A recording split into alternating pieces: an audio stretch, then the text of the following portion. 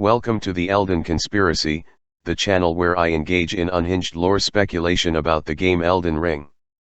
Today we will be tackling the concepts of grace and undeath. The way undeath works in Elden Ring is even more convoluted than in the Dark Souls series. First, we must go over the Night of the Black Knives. When Godwyn was killed, the assassins carved the half-wheel centipede into his flesh. Later on we can get the curse mark of death, which is a rune created from this process.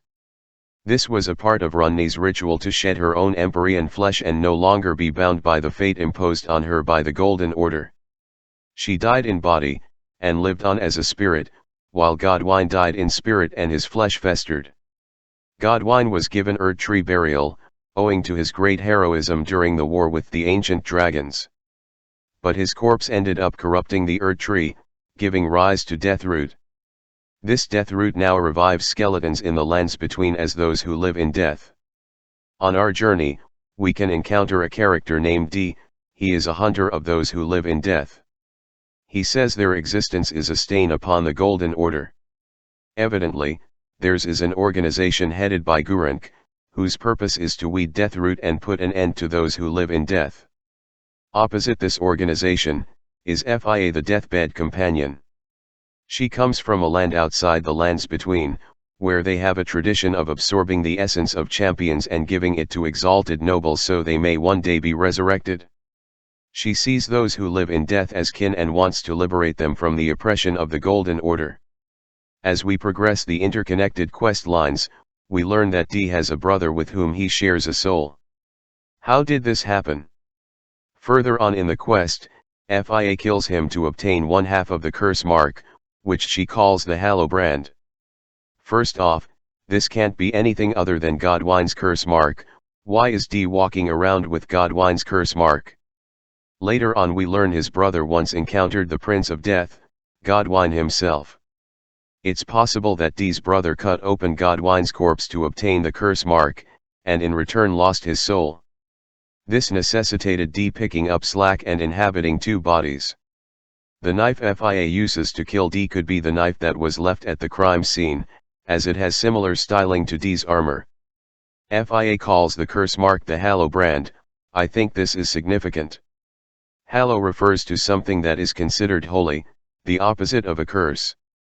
This suggests that wherever Fia comes from, they are familiar with the symbol of the centipede and revere it as the mark of their lord. Fia believes that Godwyn will one day be resurrected and calls him the Lord of the Meek and Many. This is an odd way to frame things and I will come back to it later. Suffice to say, there is one other group who is also obsessed with resurrection. That is, Castle Sol. The worshippers at Castle Sol believe that one day an eclipse will come and revive their lord. Miquella came here once to petition for Godwyn's resurrection, but it was not successful. But besides Godwyn, what other lords are they referring to? Outside of Castle Sol there is a wandering mausoleum bearing the corpse of a soulless demigod. There are 7 such mausoleums throughout the lands between. They are called soulless demigods and the unwanted children of Marika. The mausoleums are guarded by headless spirits known as Mausoleum Knights. Their shield bears the mark of the eclipse. This makes a direct link between the Mausoleum Knights, the soulless demigods, and Castle Sol. It is likely the followers of Castle Sol were primarily trying to resurrect these 7 soulless demigods along with Godwyn. The shield's description says the eclipse is the protective star of unborn demigods and holds destined death at bay. Why would they be concerned with destined death? Because the soulless demigods were also killed during the Night of the Black Knives. Every description of this night alludes to multiple demigods being killed. This must have happened around the same time as Godwyn's death. The Mausoleum Knights' armor says that they beheaded themselves to follow their masters into death. This was a mass suicide to bind their souls to the land and protect their lords. Let's look at the mausoleums themselves. There are none in Limegrave, Altus Plateau, or Mt. Gelmir. However, there are 3 concentrated in the northeast of Liurnia, the Old Palace ruins. These are the only ruins of this type we can see above ground in the entire game. I'm not yet sure what this signifies. The architecture of the wandering mausoleums is identical to the features of Nox and Numen structures, so we can safely conclude these demigods were Numen or related in some way to Numen culture. The assassins who killed them were also said to be Numen. This brings up more questions about the Knight of the Black Knives and the purpose of the assassins. The description of the Lhutel the Headless Ashes states she wanted to protect her lord until his revival. What this means is the mausoleum soldiers and the followers of the Eclipse believed these lords would one day be revived. This is why these mausoleums are wandering and are guarded by headless spirits. These are security measures for some future age. If we go to the Black Knife Catacombs, the place where we get the Black Knife print for Rogier, the place is guarded by a mausoleum knight. Why would a mausoleum knight be guarding evidence of the assassins' involvement in the Knight of the Black Knives? Shouldn't they view the assassins as their enemies? This is the only time we see a headless knight not attending a wandering mausoleum, so this is significant. It could be that the mausoleum knights were in league with the assassins, and so he wants to prevent you from getting the knife print. When we put all this together, the eclipse, the mass suicide of the soldiers, and Lhutel's description, we come to one conclusion. The 7 soulless demigods chose to die in hope of being revived by the eclipse at some point in the future. I believe the followers of Castle Sol foresaw the mending rune of the Death Prince in their visions and mistook it for the eclipse. This is the age that the mausoleum knights and soulless demigods were looking forward to, the age of the Duskborn, when they will be able to live in death. Now I need to get something out of the way. Some people think the age of the Duskborn is when the rune of destined death is restored and the cycle of life and death is returned to a pre-Erdtree state of normalcy. This is false. It would go against FIA's clearly stated motives. She wants Godwine and those who live in death to be resurrected, she does not want them to meet a true death. The reason for this confusion is the last line of the mending rune of the Death Prince description. If I had to guess, I would say this is the result of mistranslation or changes in story midway through development. Whatever the case, the rune of death being restored is completely redundant, since we do this in every playthrough. In every playthrough of Elden Ring, we are required to defeat Malekith and unbind the rune of destined death in order to progress the story. No matter what ending we choose, the rune of death is restored. Therefore, the last line of the mending rune makes very little sense. The most direct interpretation of the age of the Duskborn is an age where the line between life and death is blurred, so that Godwine and the soulless demigods would be able to live on, independent of the rules of the Golden Order.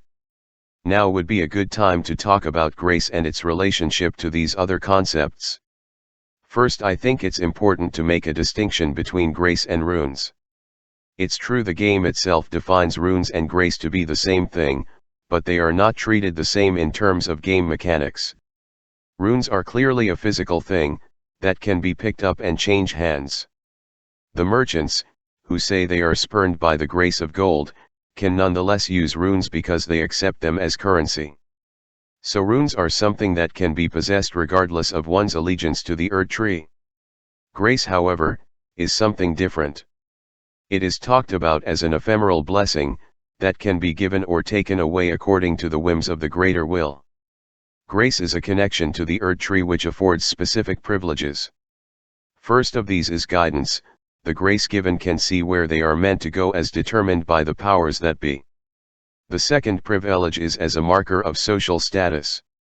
With the exception of the tarnished, those who are or were blessed by grace are always some kind of nobility. Those who are spurned by grace are always of a lower social status and thought to be cursed in some way. Think about the omens, misbegotten, Albin Oryx, etc. The third benefit of grace is the ability to be revived. This is not explicitly stated, but there are many clues. When the intro movie introduces the 5 main tarnished, each of them sees a side of grace, which is guiding them onwards, but they are also clearly dead. Horolu is skewered to a tree with multiple swords, and the Dung Eater is clearly being executed. So all the tarnished died at some point, then were revived in the lands between. We can conclude that before the Greater will abandon the demigods, they too had the benefit of revival through grace. When we defeat Godric, he talks about returning to his home, bathed in rays of gold. This sounds an awful lot like what happened to the Tarnished before they came to the lands between. They died, and saw the guidance of grace. What this suggests is that Godric has probably died before and was revived in a similar manner. We also have Dee's dialogue when you meet him on the road to Summon Water Village. He mentions honeyed rays of gold taking souls to the Erd Tree. So it appears that the Erd Tree condones undeath in some form, if you are blessed by grace, but there are other examples of this. The nobles and soldiers we meet are clearly some kind of undead. The nobles' garb states they lived unnaturally long lives, so grace could also have the power of extending life. We also see the Erd Tree guardians who guard the minor Erd trees. They crawl out of the ground like zombies and are said to have made a pact with the Erd Tree long ago for eternal life. So we have many examples of undeath being condoned by the Golden Order under certain circumstances. So why do they persecute those who live in death? Because Deathroot is reviving the wrong people.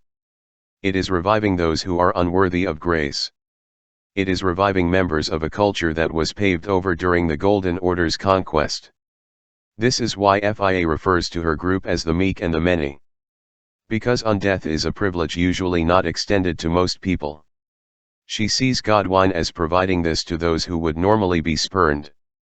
This also explains Dee's description of Deathblight as sullied grace.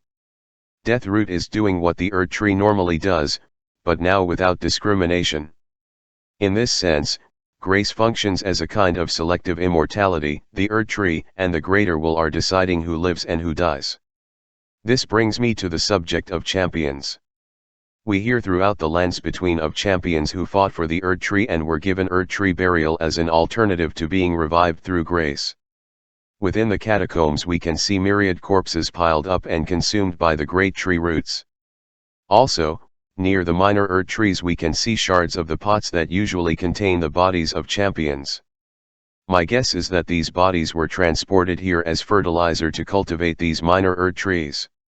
You can imagine in the halcyon days of the Erd Tree, champions going off to fight in foreign lands, to expand their borders and acquire runes, all lured by the prospect of grace and the possibility of revival, only to die and be fed to the Erd Tree, your runes absorbed, all so that the nobles of Lindell can extend their own lives.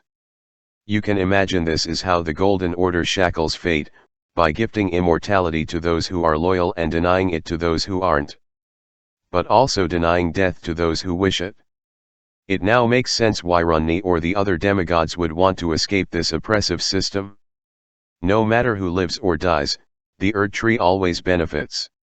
Hopefully I have given you something to think about regarding these subjects. This has been the Elden Conspiracy, signing out.